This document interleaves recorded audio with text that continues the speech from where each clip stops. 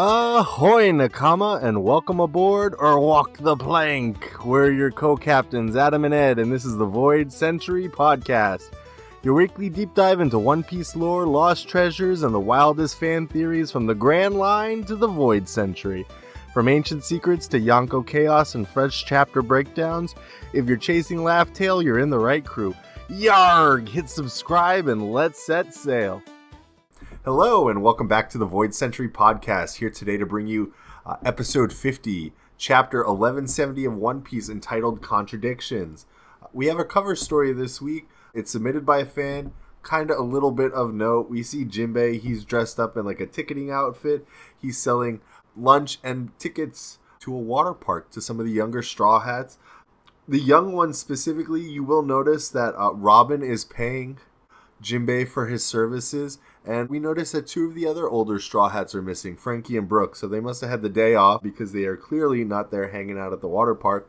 The only other thing of note is we see a whale with a number 10 on his head. Is this the 10th Straw Hat crewmate confirmed? Is this Loki to Straw Hats confirmed? Loki got the whale fruit.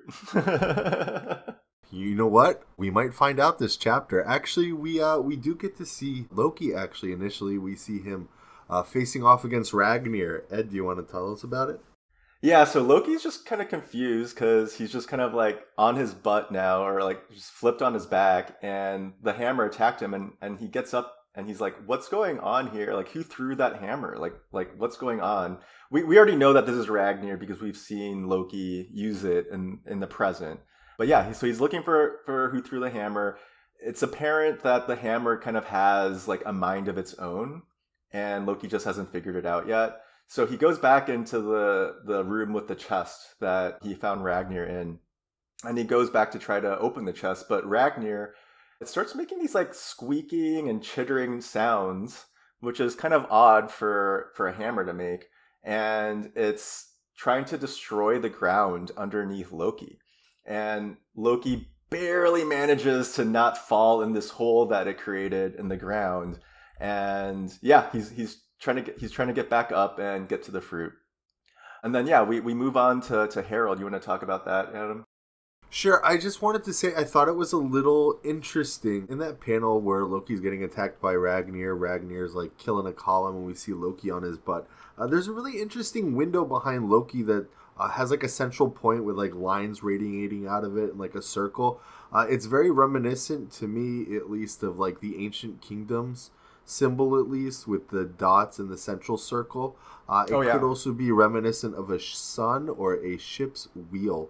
However, I did count the spokes earlier. There are more spokes than there are in the ancient kingdom symbol. I just thought it was very interesting that it would be so prominently displayed behind Loki. Yeah, it almost even looks like a wheel that you use on a ship, like the steering wheel for a ship. It looks a lot like that. Mm-hmm. And then also you can always compare it to the Straw Hat, as always, as well. So I think this is definitely intentional. Good catch. I didn't notice that. Thanks. Yeah, definitely very interesting. And it's just displayed so prominently in this flashback. But Herald remarks, generations of rulers have tried to eat the fruit, but for whatever reason, they were not able to eat it, not because they didn't want to, but because Ragnar actually never deemed them worthy. And now Herald believes Loki is strong enough to defeat Ragnar and eat the fruit. So it's very interesting that Ragnar seems to be like a guardian of the fruit itself. And we know that Loki actually ends up wielding Ragnar. We'll find out a little bit why this seems to be the case. Shanks. Wait, 1 sec. How long do you think that Ragnar's been protecting the fruit for? Because like I'm thinking that maybe this was like something that happened during like the ancient kingdom, like at the start of the Void Century. They're like, hey, like we know that this fruit is very powerful to fight Emu, so let's protect it, and like when the time comes, because spoiler alert, this fruit actually is like the fruit, the giant's ancient fruit. It's actually a Zoan fruit, so it does kind of have a will of its own as well. So I think that between Ragnar having a mind of its own, being a fruit that, is also, I believe, a Zoan, I think that like the two kind of colluded with each other to kind of, decide like, hey, we're going to decide who's actually worthy of this fruit. So this is kind of like, you have to be strong, but also you have to have like the right demeanor type of thing, I think. So I agree with you. I think that this Ragnar has been guarding the fruit. It's stated for generations, but this is something that could be traced back to the ancient kingdom. I think that Ragnar being like the attendant to the fruit is very similar than what we've seen to like Onimaru on Wano, you know, being an attendant of the Shimosukis and like still being around today. And I think Onimaru actually has a fruit as well that allows. Who was him Onimaru again? For those who don't remember, like me. So Onimaru was like the little fox in Wano that was like a retainer of the Shimosuke daimyo, and then eventually turned into, I think it was like Yukimaru or whatever, to protect like all the sacred blades in Wano. I remember, yeah, for sure. Yeah, this is definitely reminiscent of that. Good call. So I definitely think Ragnar is like an attendant and possibly was like a friend of the original wielder of the fruit. So yeah, that's at least the kind of vibe I get, or at least like my knee-jerk read is like this is something that's been like perpetuated from like ancient times. And, you know, the giants have kept this fruit sealed for, you know, generations. We don't know how many years that is, but even 3 generations is like hundreds of years, right? Right. So, yeah. Go ahead. So Herald says that, you know, he wasn't powerful enough before he took over, or he got taken over by Imu, but now with his current like buff with Imu, he thinks he actually might be strong enough to defeat Ragnar and actually become the wielder of the new that devil fruit. So yeah, it's kind of like a race for Herald and Loki to get to the fruit first type of thing right now. And we've got Scopper and Shanks trying to, you know, fight against Herald to hold him back so that he doesn't get the fruit. There is one thing I wanted to state. Didn't Imu mention the fruit itself? So, like, if Imu knows about the fruit, then this is probably something that really does harken back to, like, ancient times in the ancient kingdom, if this is something, like, Imu knows about and is in, like, the forefront of his mind. When did he talk about the fruit? Do you remember? Pretty sure they said they either need the fruit or the king of the giants in order to So this was before complete their plan. This was before Herald even had the Shallows covenant, then? Correct. This is before, like, Herald like prostrated himself and tore off his horns to. Okay, yeah. So it wasn't Herald that let him know. It was he actually already had this knowledge prior to Herald. So that's actually good to know. So yeah, I agree with you. He probably is familiar with this fruit then, which is all the more reason to believe that this fruit was being guarded since the ancient kingdom, and Ragnar is really old. Like the guardian is really old. So I'm sure we could talk about this later, but given that, you know, Loki eats the fruit and transforms into this zone, do you still think that this fruit was swapped for the Nika fruit? No, I do not believe that whatsoever. Got it. Okay, cool. So I think we're in alignment. You can go ahead and continue. Yeah, so next we see Shanks and Gabon talking to each other, and Shanks is, you know, talking about how it seems like Harold's wounds are like not having an easy time keeping up with the damage that they're doing, because we learn from Scopper actually that you got to keep coating your attacks with Conqueror's Haki, because that's what God's Knights are actually weak to. And I don't know, do you have any theories on why God's Knights might be weak to Conqueror's Haki? I think it's just that, so they are very powerful, but their power is bestowed on them by Imu himself. So they're wielding like Imu's Conqueror's Haki, but they have... So Haki's literally a willpower. Conqueror's Haki so much so. But they probably don't have their own Conqueror's Haki. So they don't have like that willpower to resist like the will of another that's like right in front of them and attacking them, because they're not utilizing their own power. They're really empowered by Imu, right? Right, I agree with you. Actually, I think that makes the most sense, because it's like, yeah, it's kind of like two different willpowers clashing. So you got the willpower of Imu via the Abyssal Covenant, and then you got the willpower of the Haki user attacking you. And, you know, at that burst of moment, it's basically, you know, kind of intersecting with each other and affecting it in a manner where, yeah, it's harder to control them. So...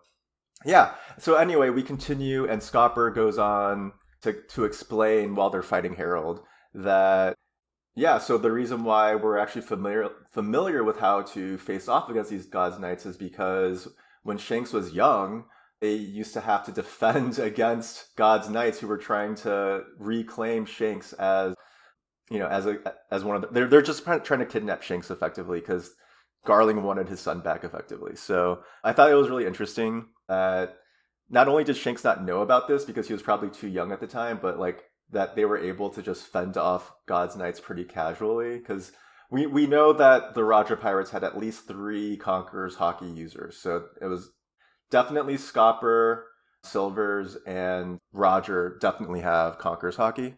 We don't know about any of the other members quite yet, but at least 3 of them. So between the 3 of them, they were able to hold off these God's Knights. Yeah, it's kind of interesting. I like the thought that the Roger Pirates land on an island that has like some random pentagram on it, and suddenly, God's Knights, and then they're in just this battle for their lives. But we do know that the Roger Pirates, at least the big 3, are adept with Conqueror's Haki. Does this mean, do you think Sanji is also going to have Conqueror's Haki? Yeah, so I think that Sanji is like right before, like he's on the cusp of getting Conquerors right now. Like I think that by the final arc, he like maybe even during this arc he'll demonstrate Conquerors. We know that we just found out that at least during the Wano arc, Luffy noticed that Zoro had it, and Zoro he wasn't even aware, So maybe the same thing is going to happen with Sanji, where they notice it, but Sanji's not aware. So, 2 things. Do you think it could be a possibility that Sanji's flames are in fact like a form of Conqueror's Haki? Or do you think when he actually does awaken his Conqueror's Haki, it's going to be like a replacement for the raid suit that he destroyed? Yeah, so I don't think that the flames are a replacement for Conqueror's Haki, but yeah, I mean, the raid suit, I don't think he's going to be, interested in continuing with that at all. Yeah, I don't see him using it. I wasn't saying he wasn't going to get like a new raid suit, but I do think he's kind of behind the curve, and I think our boy needs a transformation. I really do. Zoro's got one. Luffy's got one. Why can't Sanji get one, huh? I mean, I could totally see Sanji just being covered in flames for like, like a transformation type look. We've already kind of seen that with his legs. They kind of are always creating fire, so maybe it's just his legs are just on fire now, like they're just like literally on fire. I don't know.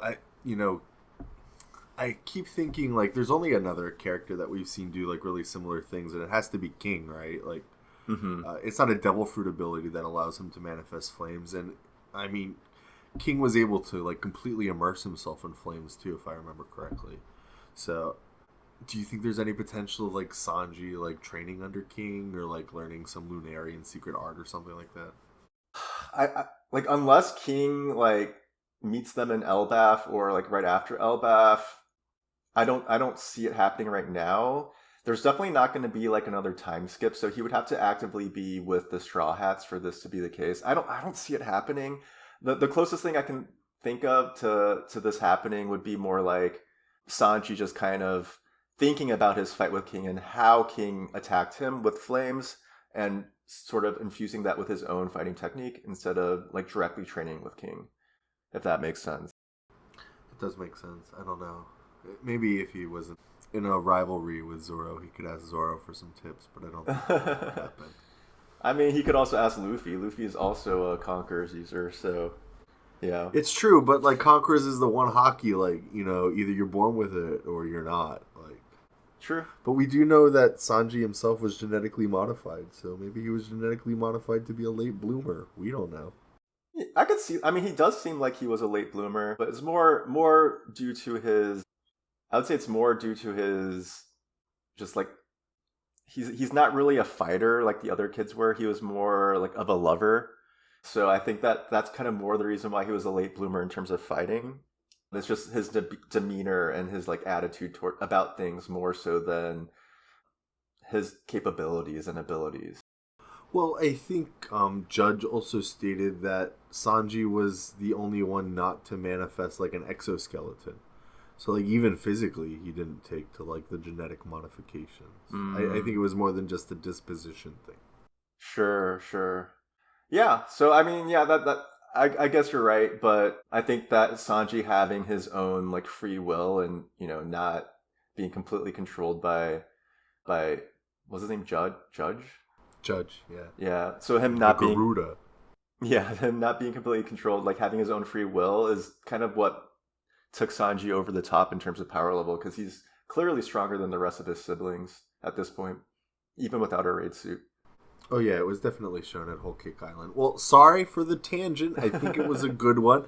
Yeah. But let's get back to things a little bit. So we know that the Roger Pirate spent a lot of times fending off the God's Knights to stop them from taking a baby Shanks back. I would love to see Garling's reaction once he realized that only one baby was saved from God Valley. You know somebody had to lose their head, right? I mean, it could have been the actual God's Knight that saved.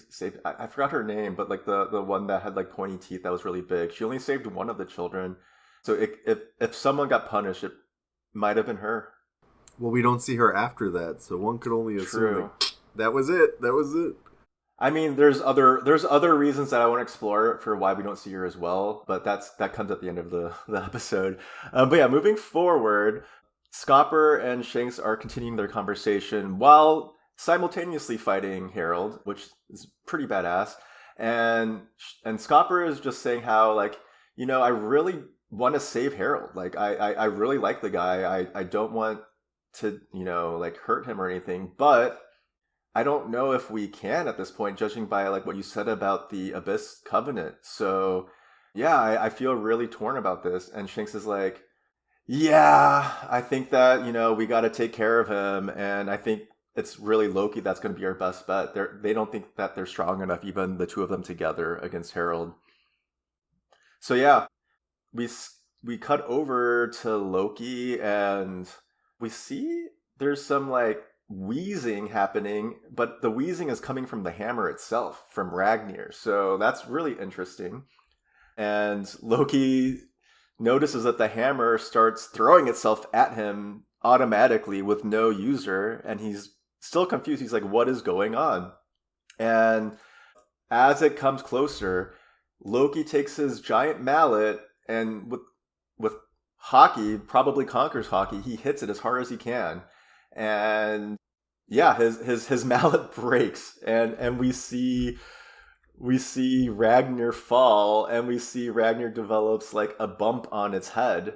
And yeah, you want to talk about this, Adam?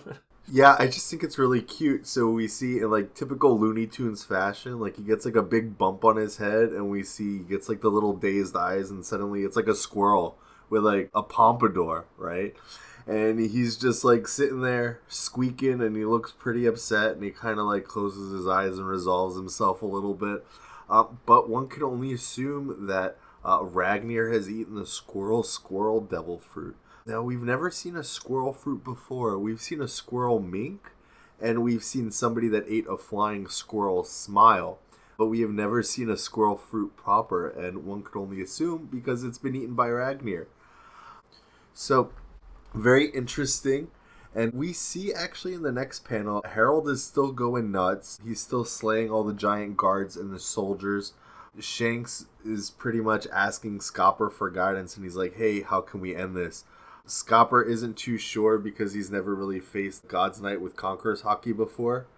And wait, let's pause right there. Yeah. He hasn't faced a God's Knight with Conqueror's Haki. What does that mean? So we've basically, all of the God's Knights, there's probably very few or none of them that actually have Conqueror's Haki, which I find really interesting. I think that's by design, right? Because, like, the God's Knights, they're not worthy of being like a leader or being like a king, right? Mm-hmm. They're just followers. They're powerful followers, but they're just followers. They don't have what it takes to be the supreme king or the emperor, right? Yeah, and also, like, Scopper also talks about how celestial dragons, for the most part, are like super weak, but only the God's Knights like have ever like actually been powerful. So he's just like kind of like talking about how strange that is in general, that like, normally celestial dragons are really weak, but like these certain few that we need to use Conqueror's Haki, they actually pack quite a punch. So like Imu's definitely giving them a huge power boost than what they would normally have as just like a regular celestial dragon. I think so, like 100%, because we know like a lot of the celestial dragons themselves are rather dull and dim-witted. We know that the God's Knights and even the Gorosei are supposed to be like the best of the best, but we don't really know what they're like before receiving Imu's influence, right? It could be like, without it, they're just as dumb as the rest of them. Yeah, they might just be kind of normies, like maybe like a little stronger than an average person, but nothing too impressive until they get Imu's power imbued in them. I think with the exception of Shanks, right? But also Shanks is a special case because he was also raised by the Pirate King Goldie Roger, so he wasn't just sitting around on Marijois getting fat and being lazy. So we cut to Shanks, talking about, getting, I think it already happened, but Shanks always talks about having like anxiety, and Scopper talks about it being fate. And this actually kind of stuck out to me because when we first see the babies, like we or at least when we like first see Shanks, we hear about them, or I don't know, like maybe when the Rogers Pirates first time, I don't know the exact timeline, but he's called the Child of Fate, effectively. So I think that is kind of Scopper alluding to Shanks being the Child of Fate when he says that. And I don't think Shanks really understands what Scopper means by that, because I don't think Shanks might not be aware, at least yet. Maybe he learns about it later, but I don't think he's aware yet about being a Child of Fate. So I think you're right. I think the only people who know of this prophecy to which the Child of Fate is alluded to are probably those who have made it to Raftail. Well, they got Shanks before they made it to Raftail. And they called him the Child of Fate prior to Raftail, right? I don't recall that. I do know that Shanks was referred to as the Child of Fate. I always thought it was like the Child of Prophecy. But I thought perhaps it was the Gorosei that referred to him as the Child of Prophecy and not the Roger Pirates. But I don't remember. I do know that when the Roger Pirates made it, Raftail, whatever, they heard Joy Boy's story, right? And that was pretty much all they found. And all we know that they found is they heard the story, which could have contained the prophecy in it. At least that was my line of reasoning. Yeah, I like that. I like that reasoning. I think that makes a lot of sense. Oh yeah, so let's just move forward. We actually go back to Loki with Ragnar, and now Ragnar is just completely in its squirrel form. The chest is open with the devil fruit. We see the devil fruit in Loki's hand, and it's like tiny because like it's the size of a normal devil fruit, but Loki is just so huge that it's like a little like pebble in his hand, and he eats it, he gulps it down, and we just start seeing like a shadow of his hand, and his hand transforms from like human-like features into claws, and the shadow of his hair kind of transforms, looking kind of Super Saiyan-like. It's like all spiky, but we don't really know the exact details. So like we don't know exactly what kind of. It's definitely a Zoan, but we don't know what kind of Zoan it is yet. And then we see in the next panel a giant shadowy figure that is Loki in his new form, and he's got glowing eyes, and he is running to the throne room to face off against his father. And then we see baby Ragnar, or not baby, but squirrel Ragnar, and he's like squeaking. He's got like these hearts coming out of him, or her, out of it.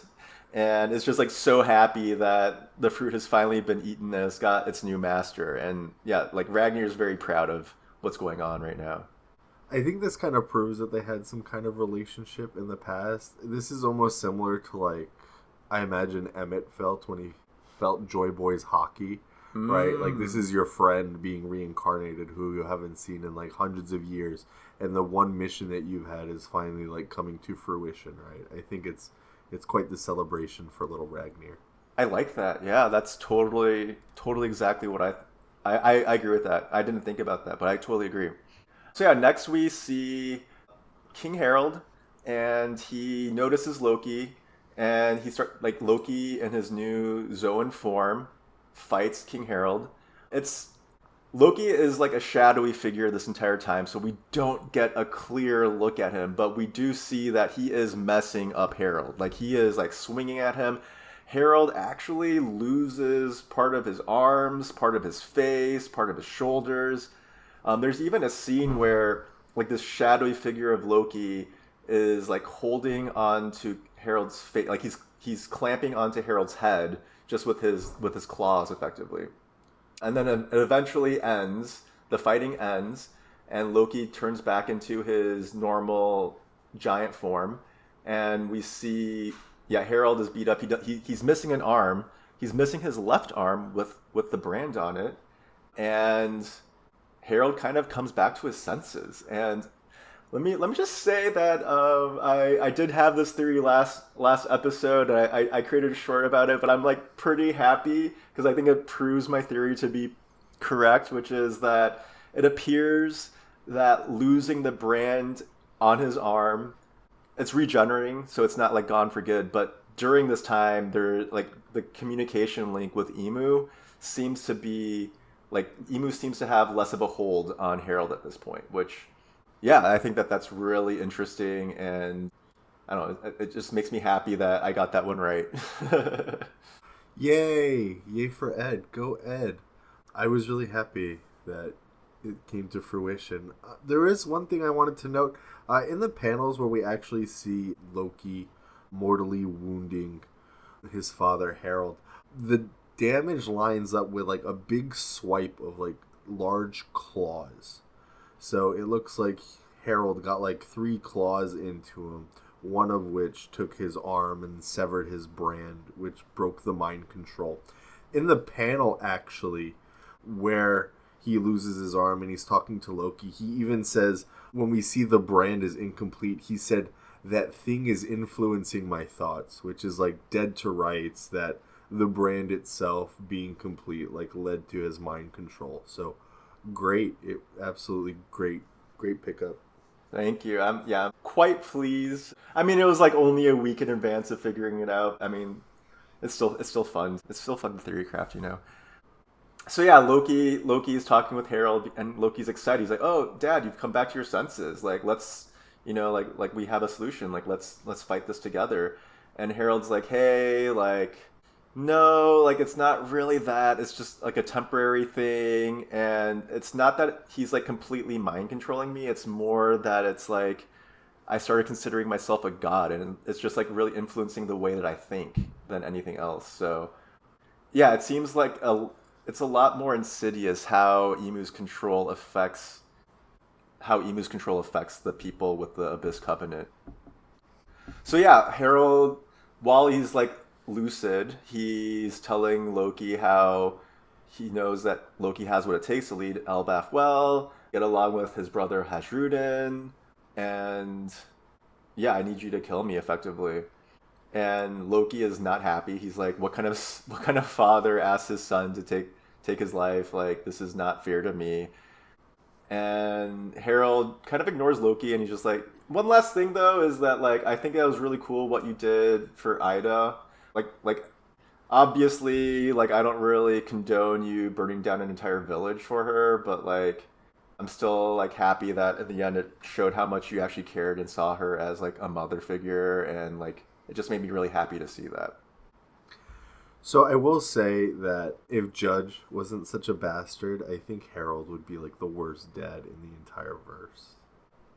Really? You think Herald would be the worst dad?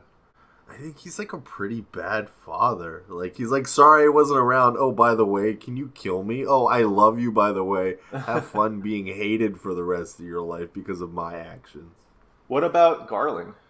Oh, yeah. Oh, sorry. I totally forgot about Garling. Yeah, Garling is like trash, too. I think he's up there with Judge. I don't know. Do you think Garling or Judge is a worse father? Experimenting on your children or killing their mother? Which one's worse? Well, actually, Judge led to... I think Judge actually led to... Oh, I forget her name. Stella, was it? Like, led to her death. Stella as in like the satellite for Vegapunk? No. I'm sorry. I thought that was like Sanji's mom's name. Her name escapes Oh. me right now. Oh, Sanji's mom. Yeah, I forgot her name. Yeah, it definitely led to the death of Sanji's mother by experimenting on her, genetically modifying the kids, which like destroyed her body.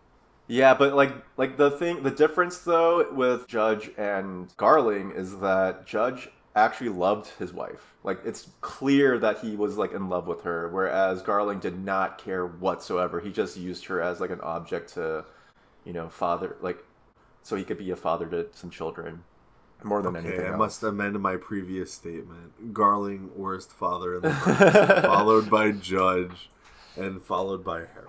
Okay. Yeah, Harold loved his kids. I think Harold genuinely loved his kids. I just think, yeah, I agree though. He just didn't know how to be a father. It's unfortunate. So he wasn't malicious, but he was still just Right. a terrible father. Right, I agree. Yeah. And yeah, like it's not that Harold even wanted necessarily for this to happen. It's just that like he didn't realize he was being manipulated by Emu. So it's kind of like he was stuck between a rock and a hard place, and literally the only person that could take him down that was around at least was Loki. So it's like just kind of out of necessity that this is what he asked Loki to do, as opposed to like, planning this out as like, hey, yeah, like I'm just gonna have Loki slay me just because, it was just out of necessity. It wasn't, yeah, it wasn't malicious. Like So said. this means Loki is stronger than rocks, right? I think that if we want to talk about power levels, I think Ragnar might be stronger than Rocks. I think Ragnar actually, if Ragnar is stronger than Herald, I mean we don't know. We don't know for sure because Ragnar didn't. We haven't seen Ragnar fight Herald, and I assume that Herald, when he was younger, like when he was kind of like evil, like not evil, but when he was, misguided, we should say, before he met Ida, he definitely was not. Like I feel like that would be the time that he would have tried to eat the fruit. And since then, I think that he probably hasn't tried after post meeting Ida. So we don't know for certain the power level of Ragnar, but we do know that it's strong enough where it requires Conqueror's Haki to defeat. So, yeah, Ragnar, there's an argument that Ragnar is Yonko level. Insane. But yeah, so Harold gets got, and I think like his send off speech is pretty bad. Like they're really cranking up the tragedy on this one. We see Loki landing the finishing blow on his dad, or so we think. But yeah, Harold is kind of consumed by lightning. We see the Conqueror's Haki crackling off of Ragnar. Loki's crying, and we kind of get like a flashback. Young Harold with his horns, like, welcoming Loki into the world. And, even as he's falling, all Harold can think about is his beloved Elbaf, not his family, not his wrongs, but just his country, as like he's literally making sacrifices for. Well, he's forcing his son to make sacrifices for his dream, which I think is kind of gross. Yeah, I don't see it as insidious as that, but yeah, I find it tragic more than gross personally. But yeah, I want to kind of describe the actual like strike against Herald. So Loki, he's wielding Ragnar. Ragnar is not in its squirrel form anymore. It is now back in its hammer form. It looks like Mjolnir, and we see like outside of the castle a giant lightning bolt striking inside the castle, and that's Ragnar's ability. And the strike against Herald, there's like a giant, it's just like a massive strike. There's definitely a Conqueror's Haki burst coming out of it with the strike, and Herald is like literally shattering into pieces with the strike. So yeah, I think that this is definitely enough power to defeat Herald and actually, end his life, unfortunately. So, okay, because like I agree with you, but I also feel like a little different about it too. Like, could Harold like still be alive? Just playing devil's advocate here. Maybe not alive in the current story, but is this truly the final blow that we're witnessing right now? Like, he's not dead. Oda does bring back characters sometimes that we think are dead that we don't see are completely defeated. And, the docking ship still hasn't been explained.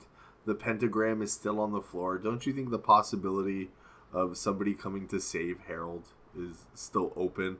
I mean, he's such an important asset for Emu.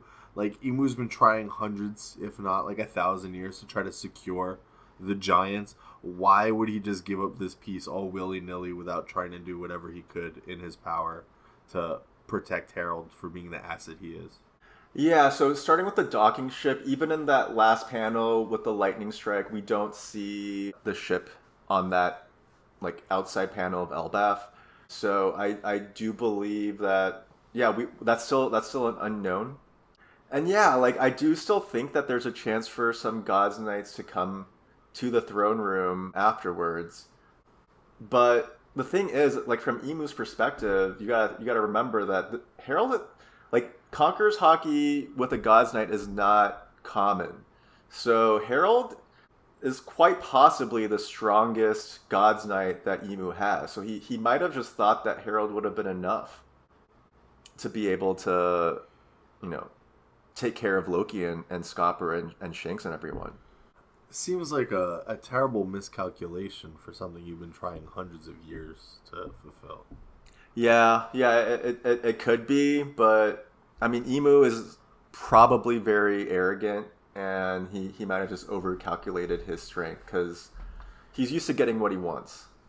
You mean the people that call themselves gods in the story are extremely arrogant? I never would have thought. Right? The only other thing I wanted to touch on... Sorry, did you have anything else? No, go ahead. The only other thing I wanted to touch on is, I still think Herald's name is very proper. Herald, with a little bit of different spelling, is an Old English verb, and it literally means to proclaim or to announce.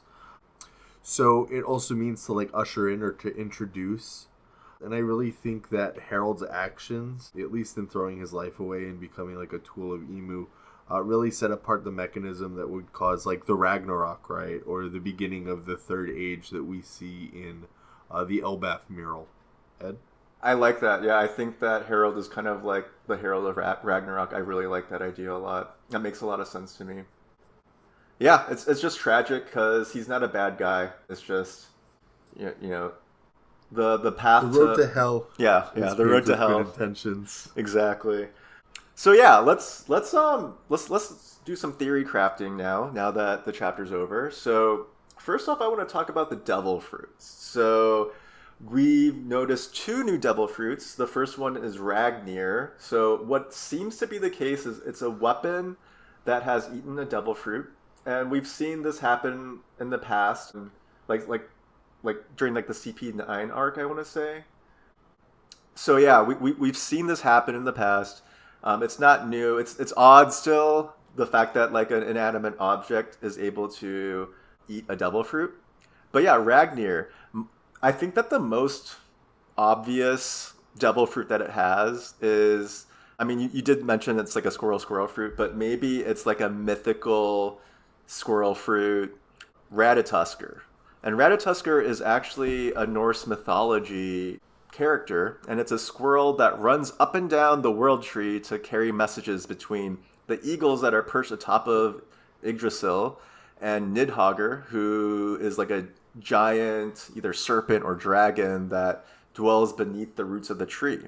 And we know that Loki is a giant that is underneath, in the underworld, underneath the world tree. I mean, he kind of, from the day of his birth, he was thrown down to the roots of the world tree to the underworld. So he's got an intimate relationship with the underworld, unfortunately. So yeah, I think that Ragnar most likely has the Ratatoskr devil fruit. What do you think about that idea?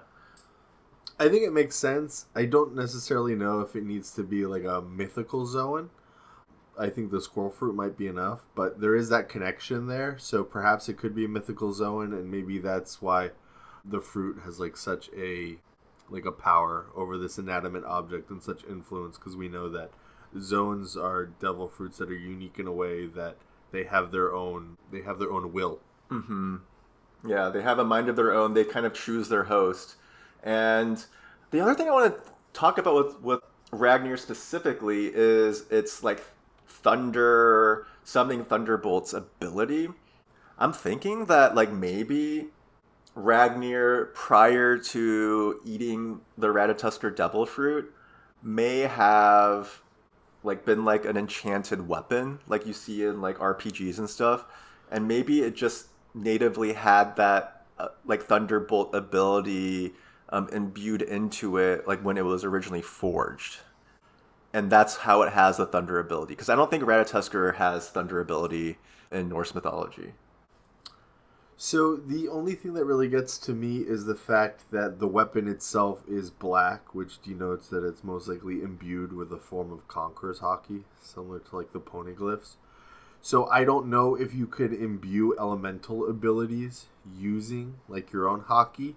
I don't know if that's how like Lunarians work, but I do think it's very interesting that those elemental abilities that Ragnar seems to possess are just, they're just there. So either it could be like a Zoan Fruit or some form of Haki or even like an enchantment. But then that would be the first time we've ever seen any kind of like elemental enchantment into a weapon in this story, as far as I can remember. Maybe some dial magic in Skypiea. I know they had the flame dial, so maybe that could be similar. Yeah, that's true. We haven't really seen it in One Piece at all, but it does kind of make sense for Mjolnir. It's often associated with like lightning abilities in Norse mythology in general. So yeah, like that's like really the reason why I was kind of thinking that might be the case. And in terms of like the Haki, yeah, we don't necessarily know if Ragnar itself has Haki or imbued into it or not. It's also feasible that the squirrel has Haki of its own, and like the squirrel itself is generating Haki, and it's not coming from the wielder, it's coming from the squirrel, if that makes sense. See, that's a little strange because at least the way I always interpreted it in this story, the way it was set up is like Haki and Devil Fruit forces are like diametrically opposed ever since we're first introduced to armament Haki counteracting Logias, right? So if Ragnar gets its willpower from the Devil Fruit, it's kind of strange that the Devil Fruit would be able to manifest its own Haki in that way. I'm not ruling it out. I don't know how it would interact. Because like I was just kind of thinking that like if Chopper, who's like an animal and it eats the human fruit, Chopper could theoretically also get Haki, right? But he's a living creature, so he's not an inanimate object. Living creatures, Yeah. even if you think they're stupid, they still have some form of will. And Zoans we already established have some sort of will as well. So That's true. there's some gray area is all. There's just some gray area. I'm not saying this is the case, but it's just interesting to think about. So yeah, moving forward, let's talk about Loki's potential devil fruit. So we already talked about how Ratatoskr is kind of like message relayer between Nidhogger and the Eagles from the bottom to the top of Yggdrasil. Maybe Loki has the Nidhogger devil fruit. And Nidhogger is typically portrayed as like Germanic dragon. So like more of like a Western dragon instead of an Eastern dragon like what Kaido is and Momonosuke is. So it's got like 4 legs and 2 wings, like that type of dragon. So yeah, like I really think that this is the most likely the case that Loki has the Nidhogg devil fruit just because it's so closely related to Ratatoskr. So off of Wikipedia, this is kind of like a description of Nidhogg. Nidhogg is a Germanic dragon who is said to gnaw at the roots of the world tree. It is associated with Hel and Niflheim, which are kind of like the 2 different like Norse underworld equivalents. And yeah, the first time we see Loki is in the underworld of Elbaf. So yeah, I think that this kind of really lines up with what we've seen so far in the story, what we know of Loki, what we know of Ragnar at this point. I think that he's got this badass dragon devil fruit. What do you think? So I also think it's really interesting that Loki's tattoos are those of like wings, but they're tribal almost, so they could be like interpreted as scales as well, just by the stylization of the actual tattoos themselves.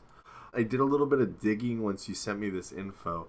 At least in the mythology, Nidhogger is often seen as like a harbinger, his presence signaling like the end of Ragnarok, or like the coming Herald of Ragnarok. the Herald The Herald, if you will, right?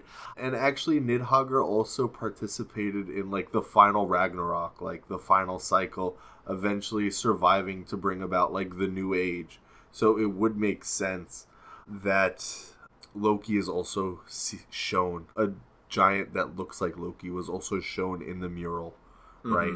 And does participate in the final battle that brings apart the third age. And if you think about it, Loki as a character in Norse mythology himself is related to Ragnarok as well, because Loki kind of gave birth to different beasts that played a huge role in Ragnarok. So yeah, it all kind of lines up. It all kind of lines up. Like it's almost like it's wrapped neatly in a bow for us. So I really like it. The other thing that I liked about Loki having the Nidhogger Devil Fruit is that, you know, underneath his bandages on his eyes, his eyeballs themselves look like reptile-like. They're like the reptile type, like slits. They don't look like normal human eyes.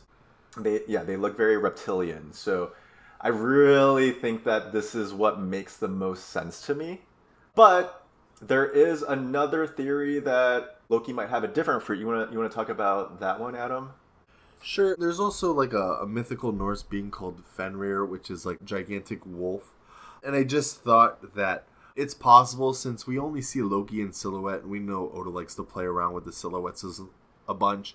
The only real proven evidence, at least I've seen, is just the marks of the claws in Herald. And I mean, what's got bigger claws than a wolf, right? So I thought it could be possible that this also lines up with Fenrir, which is also a mythological, just Norse being. So I thought it could be a possibility, since the giants themselves are all wrapped up with Norse mythology. Yeah, well, also Fenrir, wasn't Fenrir the one that also kind of was the start of Ragnarok as well? Because Fenrir, when it ate Tyr's arm, and like that was kind of like the very beginning of Ragnarok. So there's definitely a case to be made for Fenrir being the ancient fruit that Loki ate. I still think that Nidhogg matches a little bit more with the story right now than Fenrir, but I don't think I'd be upset if it was Fenrir, but I would say that it just doesn't fit as well. That's kind of like my viewpoint. Yeah, I think they're both definite possibilities. I think that Oda's really wrapped this one up nice for us, but I think Nidhogger, I feel like that if it's not, then it was a really good red herring, because it seems like everything is aligning for it, at least from like a contextual standpoint. Yeah, absolutely. I 100% agree. The only other thing I wanted to point on is that, so if Loki is in fact Nidhogger, and Ragnar does have like the squirrel fruit, then like what does that say about Hajrudin? Is he affiliated or related to an eagle in some way, since he is like the proper, I guess, leader of Elbaf right now? Yeah, I don't really know exactly how Hajrudin fits into this. Like, with Hajrudin, he's very charismatic. Like, he's able to garner, like, even from childhood, he always kind of, like, was, like, the leader of his friend group. He's got that leadership quality and, like, that charisma that Loki doesn't... Loki lacks that charisma. And, like, nobody really likes hanging out with Loki. Loki's kind of like a loner, right? Whereas Hajrudin is more of a group person. He's more into like nurturing friendships and relationships. So I think that like between the two of them, like Loki's got the power. Loki deep down is a good person. And then Hajrudin kind of has the leadership qualities. I think together they make a really good pair to lead Elbaf, and I do think that Oda is kind of going in that direction of having them kind of co-rule. Like Loki's probably ultimately the leader just because of his strength, and giant culture is all about, you know, pride in your strength and like all of that, like warrior pride, that type of stuff. So I do think that overall, if I had to choose between the two to be the overall leader of Elbaf, it would be Loki. But yeah. So you're saying Loki the leader, though? He's Loki the leader, yeah. Nice.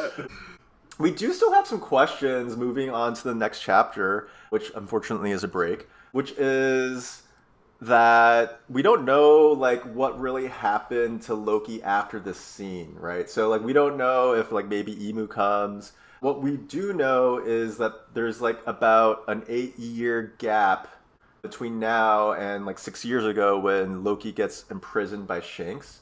So what was Loki doing in those 8 years?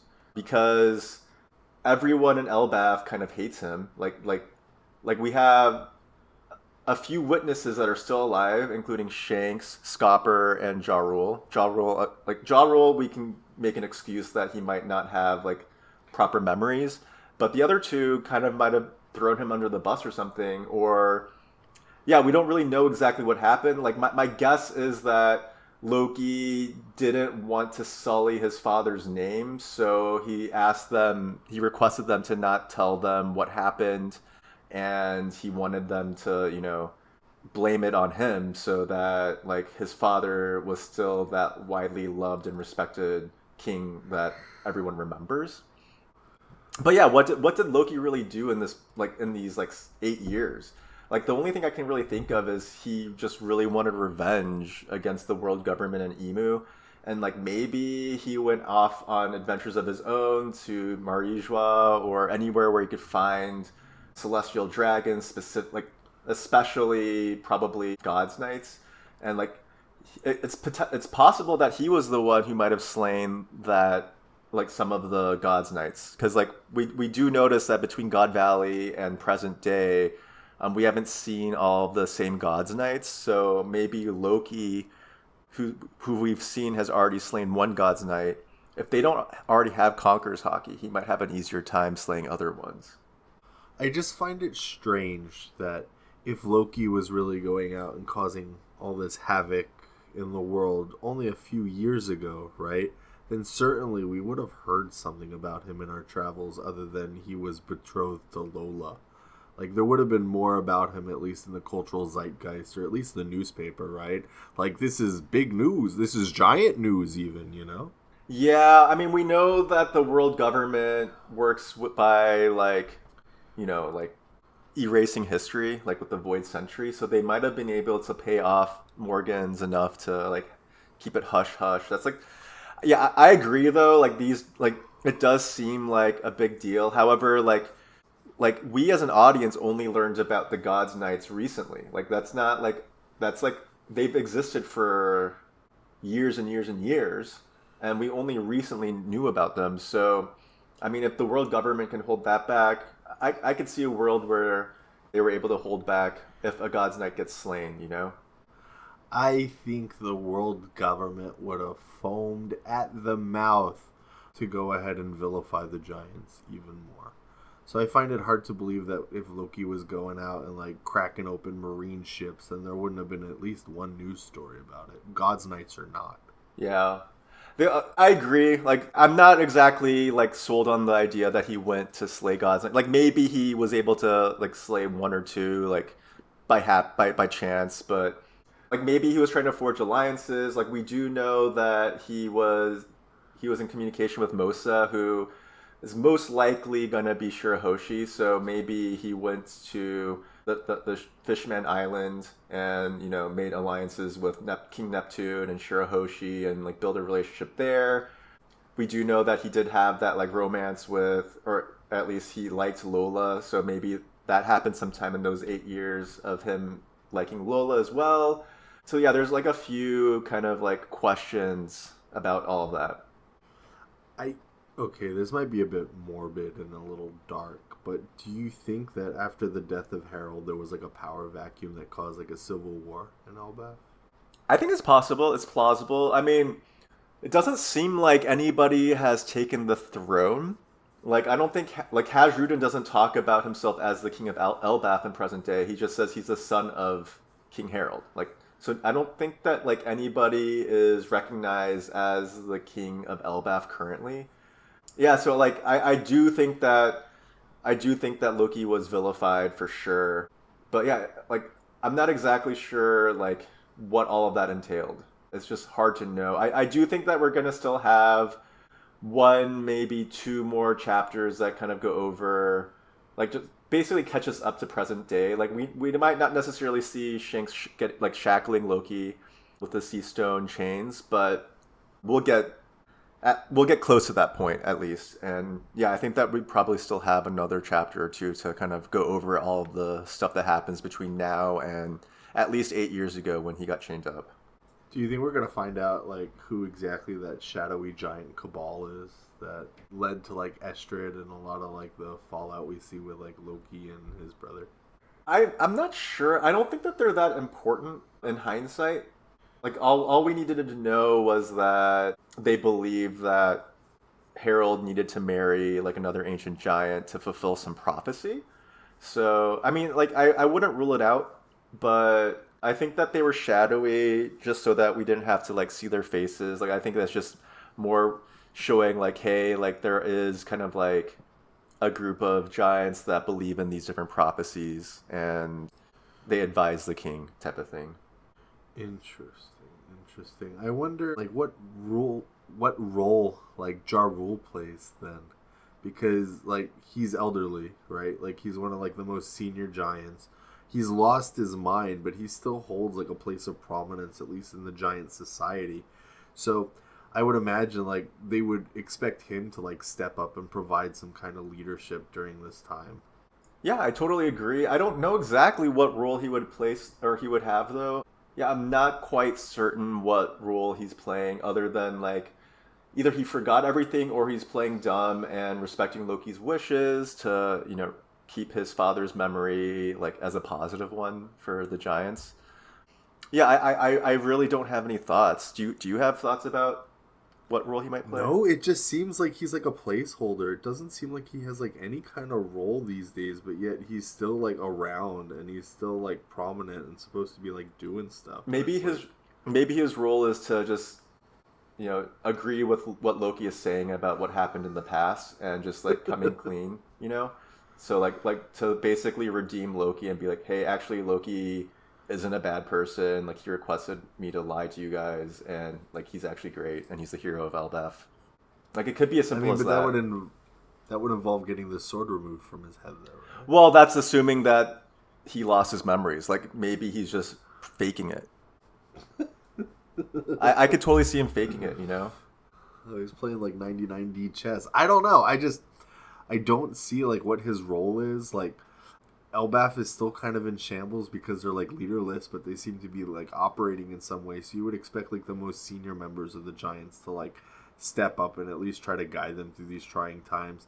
And it seems like so in that last panel, it's like Herald like passed his dream on to Loki, right? But Loki's been chained up, so he hasn't really been able to guide Elbaf. So it seems like Elbaf is kind of directionless at this moment. But somebody has to like take care of like the daily logistics. Like who is that? Yeah.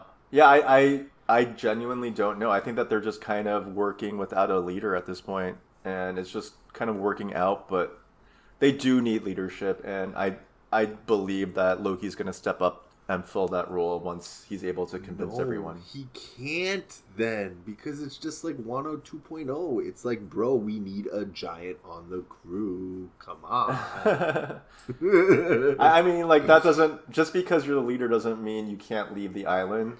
Like, we've seen Herald leave the island many times. So I do think that Loki is going to be part of the final battle against Emu for sure. Yeah, 100%. I'm only halfway kidding about him being a Straw Hat, but I do think it'd be kind of cool. I mean, but if we're talking about, like, power scaling and stuff, like, how strong really is Ragnar? And, like, if, like, Ragnar as a hammer and a guardian of the fabled fruit is this strong, like, just imagine what kind of limitless potential this fruit has. Yeah, I think that it's probably around Yonko level. Like, honestly, its feats are pretty extensive. The fact that the giant kings who are typically, like, I think that they're always ancient giants up until this point. and they're unable to defeat Ragnar to be able to take the fruit and claim it as their own.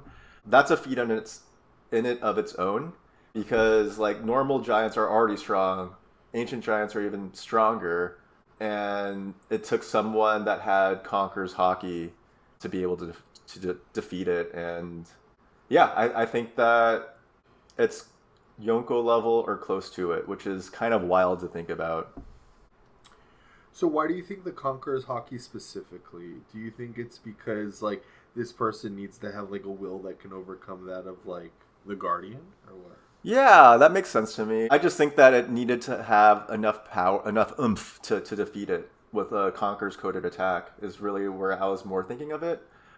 But yeah, I mean, like with Conqueror's Haki comes, other aspects of an individual. So yeah, I mean, having a strong will is part of having Conqueror's Haki. So I can totally see that being part of the reason as well.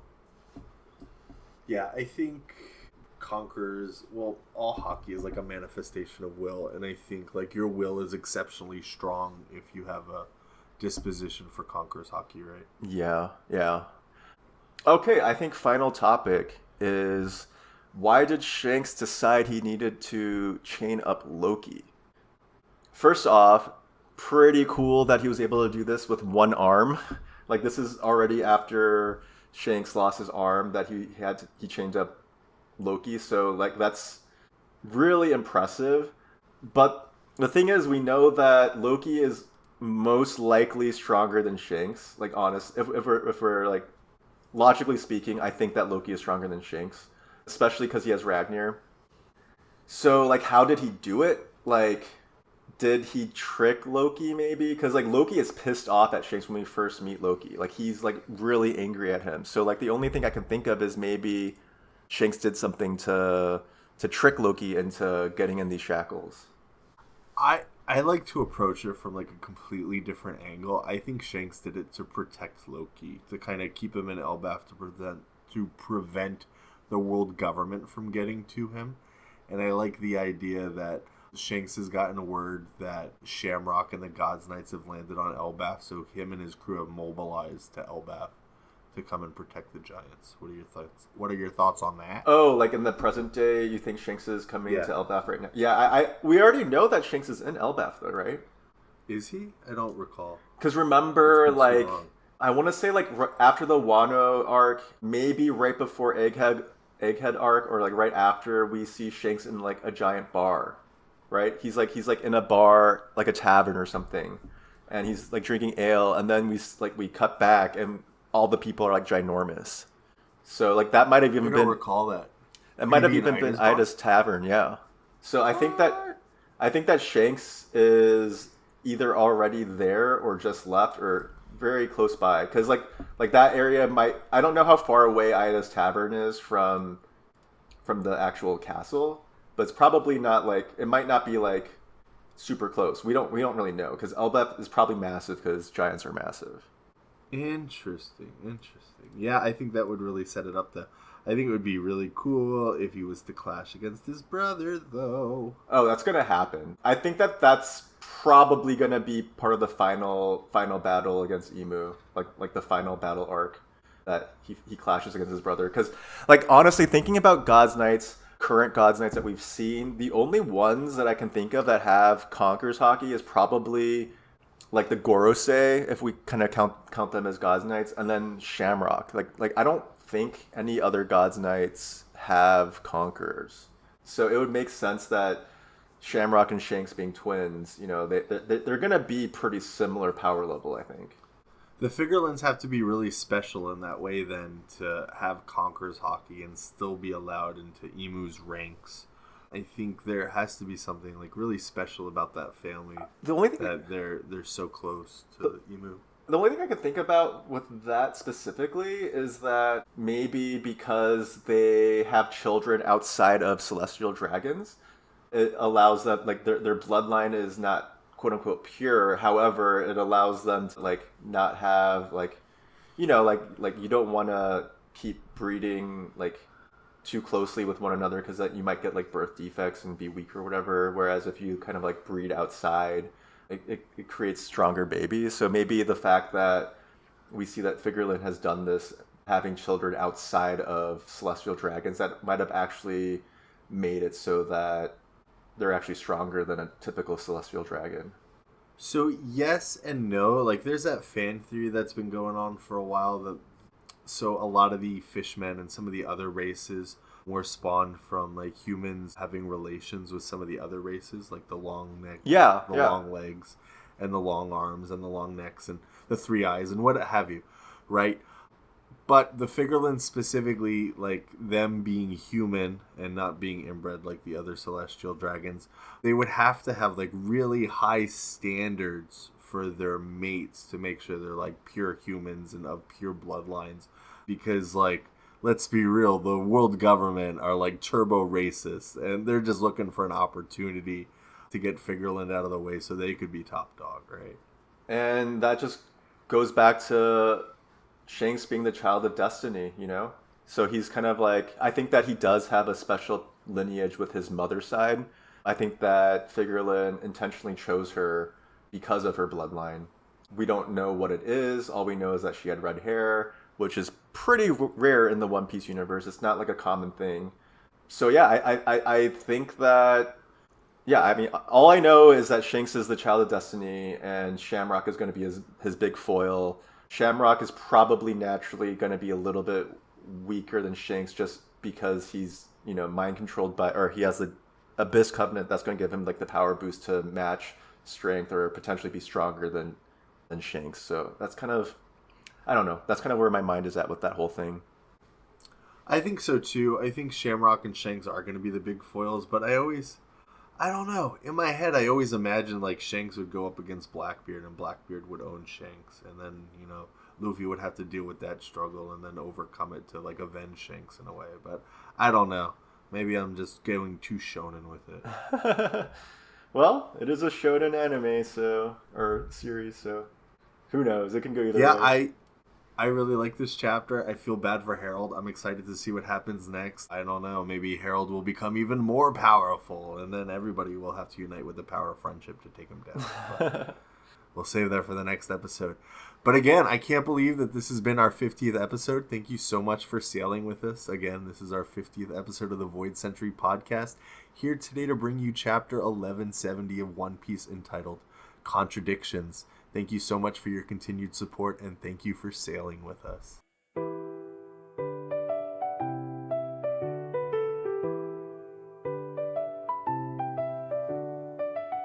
That's it for this voyage of the Void Century podcast. Listen on Spotify, Apple Podcasts, YouTube, or wherever you sail for One Piece content. Catch our bite-sized theories and lore on TikTok and Instagram Reels. Until next time, whether you're seeking the poneglyphs or unraveling the history behind the will of the D, listen to the voice of all things, and we'll see you on our next voyage.